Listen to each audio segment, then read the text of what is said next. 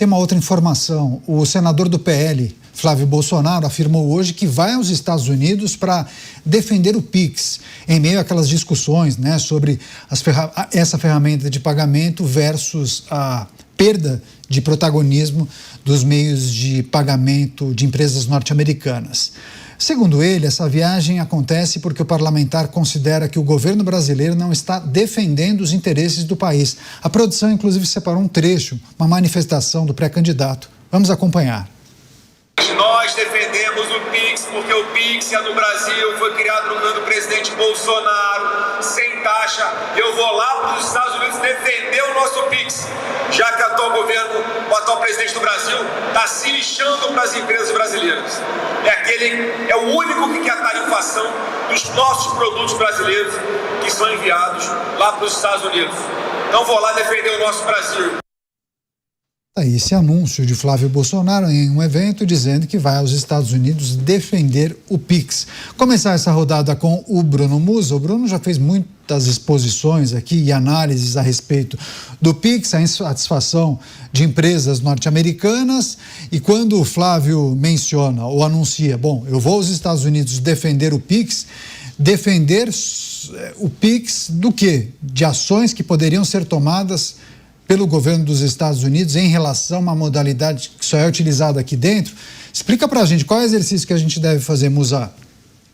Realmente também pairam dúvidas no ar aí, pelo menos dessa interpretação, viu, Caniato? Eu também não entendi o que ele quis dizer com o defender. Na minha interpretação aqui, basicamente o que ele foi fazer é justamente tentar passar uma narrativa, ou seja, a contranarrativa daquilo que o Lula e a esquerda vem falando de que os Estados Unidos estariam atacando o Pix. Eu acho, sinceramente, uma tremenda bobagem disso, pelos motivos que eu citei e vou repassar aqui levemente, mas eu acho isso uma tremenda bobagem, porque, como eu falei, não há possibilidade de imaginarmos que se os Estados Unidos quisessem criar uma tecnologia semelhante, eles não teriam condição para tal. Isso significa que estamos dizendo que as maiores e mais brilhantes cabeças de tecnologias estão nos Estados Unidos. Isso é inquestionável, das mais variadas nacionalidades, inclusive brasileiros, não ficam aqui. Consequentemente, se eles quisessem fazer algo parecido, eles fariam. A Uzeli, que é uma tecnologia diferente, e aqui é o grande ponto. E tem a ver desde os primórdios, ali, da forma como os Estados Unidos nasceu e como o Brasil também nasceu. O Pix é uma tecnologia que, obviamente, ajudou todo mundo. Um meio de pagamento que facilitou todo mundo. Mas, tem um ponto, ela é um monopólio estatal, mais um.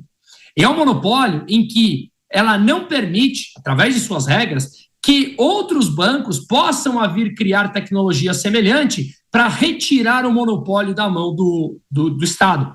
Ao passo que o Zelle nos Estados Unidos, além das suas particularidades, não liquida exatamente em tempo real e etc., ele é uma tecnologia privada que pertence a um conjunto de bancos dos principais bancos dos Estados Unidos. Consequentemente, há aqui duas naturezas fundamentais diferentes entre os dois países. Um que privilegia o Estado, e somos um país quase que, eu não diria longe de ser temporário, quase que permanentemente pobre, ao passo que você tem os Estados Unidos com todos os índices econômicos, que é a principal economia do mundo. Lá, o privado é muito mais incentivado. Essa eterna luta de classes em países pobres marxistas, de origem e mentalidade ainda marxista, como é o caso do Brasil, continua nessa eterna luta de classes ali, dando voz para um governo que privilegia essa discussão. Mas a população não quer esse tipo de discussão. Ao passo que os Estados Unidos não. Eles são um país onde privilegia o setor privado pujante, quem gera a riqueza. Então, são coisas bem diferentes. Por isso, eu não acho que o Brasil tenha que ir, nenhum brasileiro ir aos Estados Unidos defender o Pix, porque o Pix não está sob nenhum ataque, não há nenhum tipo de problema com isso. Quer continuar usando? Usemos. Eu sou a favor que pudesse ser criada uma tecnologia privada para concorrer com o Pix. Se você não quer usar a outra, usa o Pix, tá tudo bem. Então, eu acho que isso é uma narrativa e o Flávio Ele foi lá, obviamente, tentar derrubar a narrativa da própria esquerda, dizendo que há um ataque. Então, eu iria por outro caminho, mostrando que, de fato, é realmente mais uma narrativa, e não passa disso, da própria esquerda. Pois é, deixa eu passar para o Luiz Felipe Dávila também avaliar essa declaração de Flávio Bolsonaro e fazer o exercício sobre de que maneira essa defesa pode ajudar o Brasil em um eventual governo de Flávio Bolsonaro. Talvez uma explicação ou a exposição de como o PIX é operado aqui. Tem aquela discussão que acontece no governo de Donald Trump sobre as práticas comerciais não justas, né, na avaliação de muitos, e muitos entendem que o PIX acabou deixando de lado ou deixando muito para trás aquelas empresas norte-americanas que administram cartões de crédito, as mais famosas do mundo, inclusive.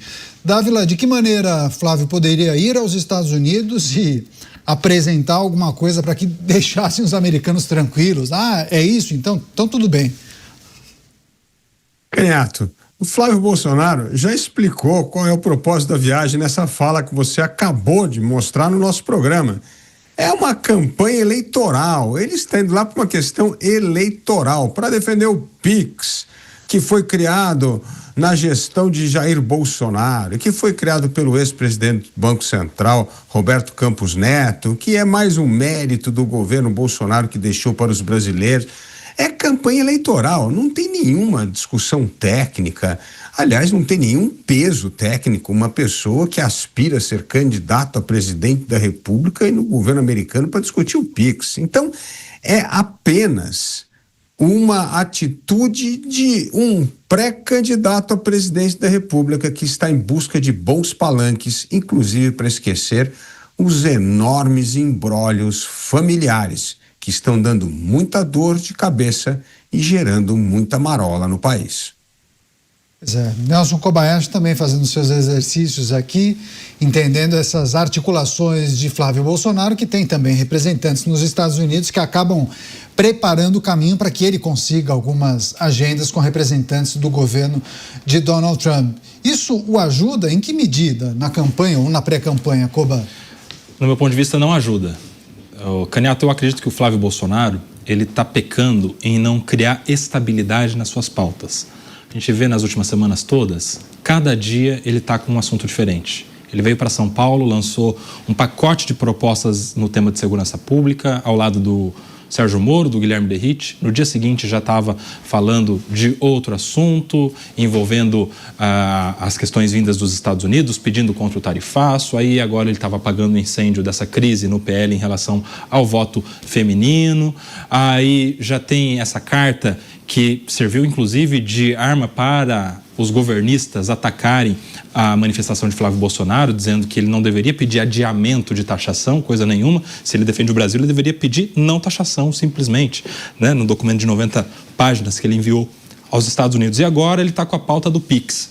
O presidente Lula, por sua vez, ele tem outra estratégia. Quando ele pega um assunto, ele fica falando desse assunto por muito tempo. Vai falar de soberania? Aí ele fala de soberania de manhã, de tarde, de noite, na entrevista, no evento que participa, na reunião de ministros, enfim.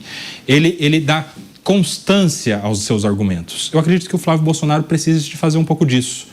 Pegue uma semana e faça uma agenda. É segurança pública o assunto escolhido pela estratégia de campanha? Então faz uma rodada sobre temas de segurança pública, pega os apoiadores do tema de cada um dos estados e faz um circuito a respeito disso, para que dê tempo do assunto colar no candidato, do assunto colar na imagem do senador Flávio Bolsonaro.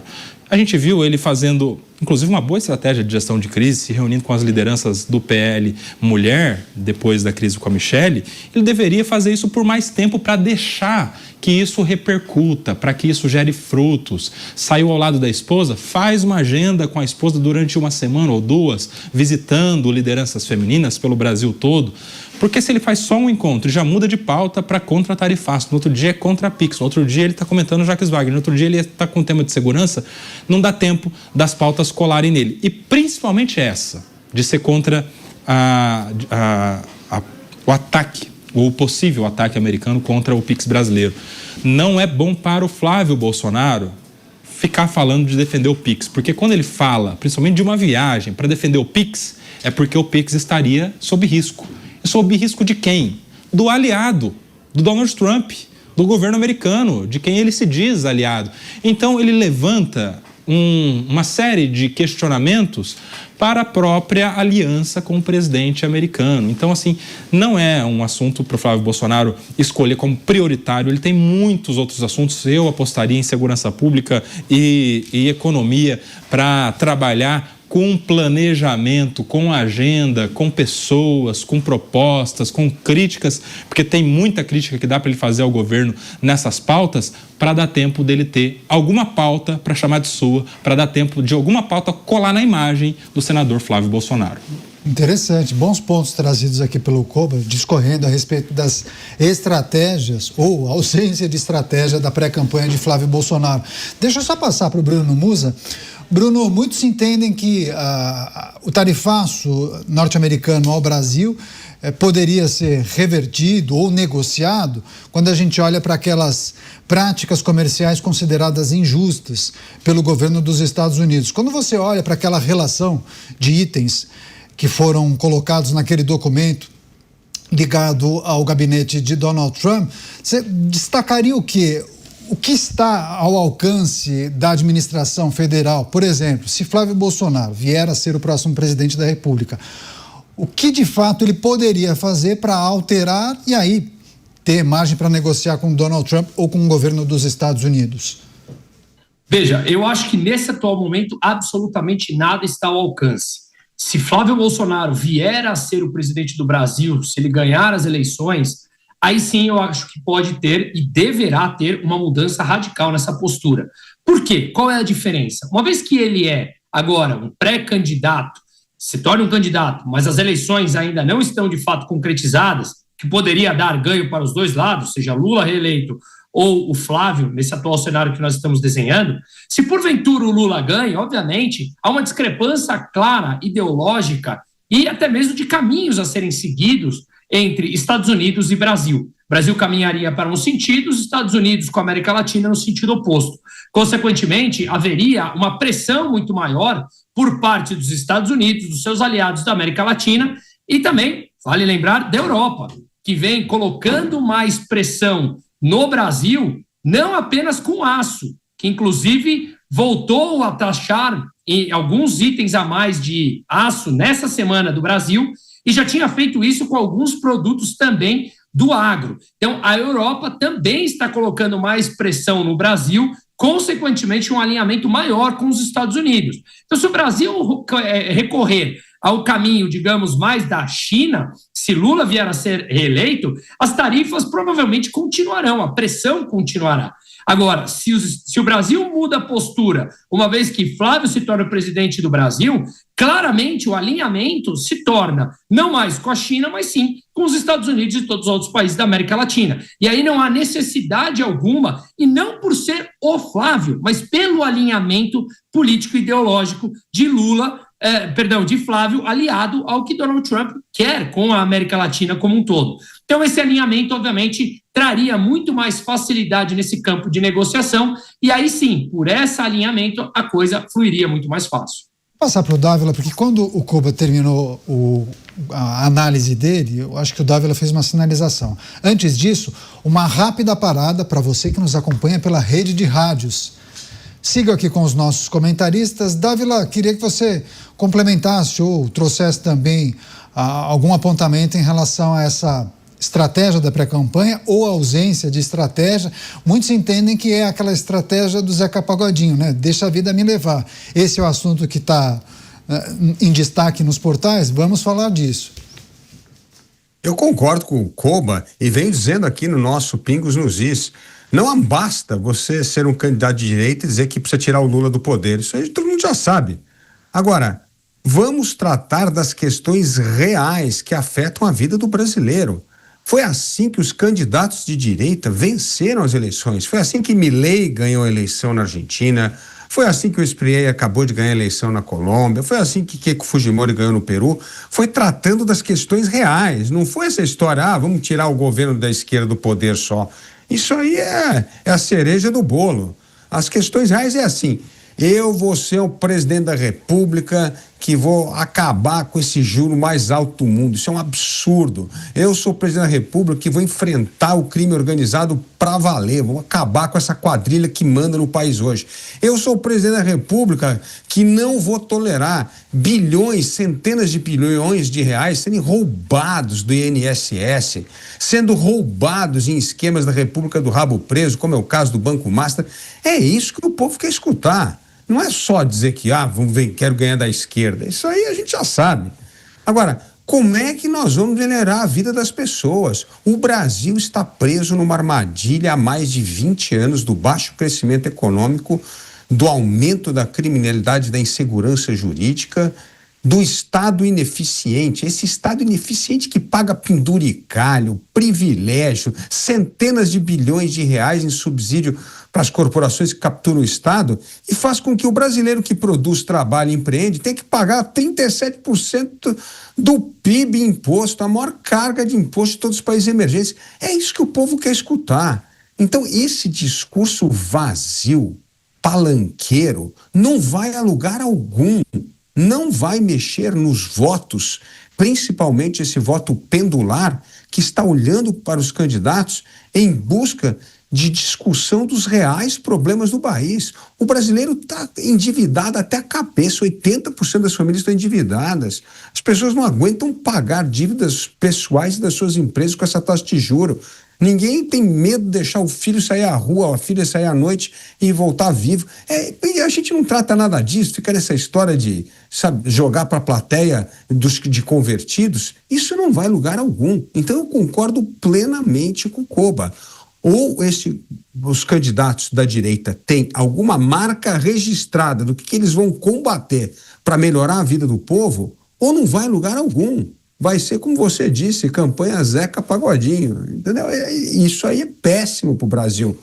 Nós temos esses eleitores, o voto pendular, que é fundamental ganhar. Vai ser uma eleição apertada como foi nos demais países da América do Sul. Coisa de 1, 2, 3 pontos percentuais. Então, nós precisamos conquistar esse voto e não ficar só fazendo palanque e jogando conversa fora, dizendo que o único objetivo que a gente tem é tirar a esquerda do poder. Sim, é um objetivo importante, mas não é o único. O que é que nós vamos fazer para colocar o Brasil no caminho certo?